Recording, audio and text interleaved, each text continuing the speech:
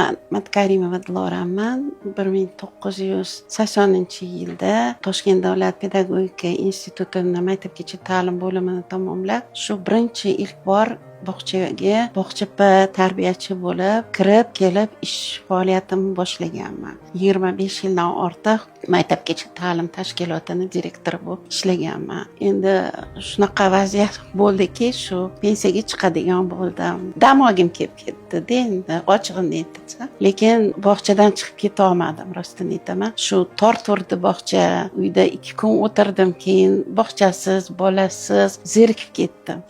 O'sha baribir bog'cha sohasiga qaytishim kerak ekan deb o'yladim va shundan keyin nodavlat maktabgacha ta'lim tashkiloti ochish to'g'risida o'ylashni boshladim. Qanaqa qilsam ekan, maktabgacha ta'lim tashkilotini ochsam, oziq-ovqati bilan qanaqa shug'ullanaman, ta'lim tarbiya bilan qanaqa shug'ullanaman deb izlanishni, o'ylashni nima qilganimda, bir kuni shu tanishim maktabgacha ta'lim sohasida ishlagan odamlardan bittasi Samo firmasini tavsiya qildi va men ular bilan murojaat qilib, gaplashib, tanishib bo'lgandan keyin shu qarorga keldimki, mana shu firmaga oziq-ovqat birga hamkorlikda ishlasam, o'zim ko'proq vaqtim ta'lim tarbiyaga qaratiladi va bemalol o'zim ta'lim tarbiya bilan shug'ullana olaman. Va shu qarorga kelgandan keyin tashkilotimizni ochdik va shu kungacha shu firma bilan birga hamkorlikda ish olib boramiz. Men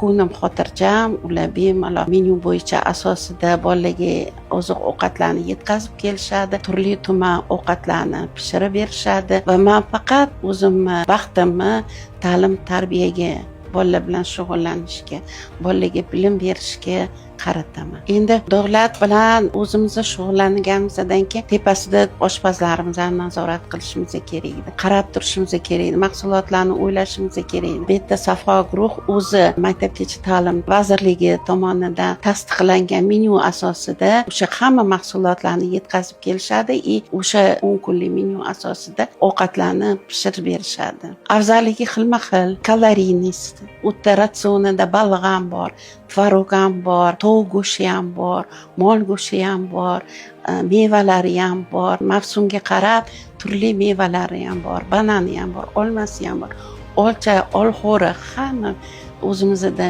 pishadigan yoki bo'lmasam chet eldan keladigan, masalan, bananlargacha bordi. Endi men o'ylaymanki, maktabgacha ta'lim direktori bizani juda ham o'sha davlat bog'chasida ishlaganimizda bizani orzuyimiz mana shu direktor ta'lim tarbiyani faqat ta'lim tarbiya bilan shug'ullansin derdik.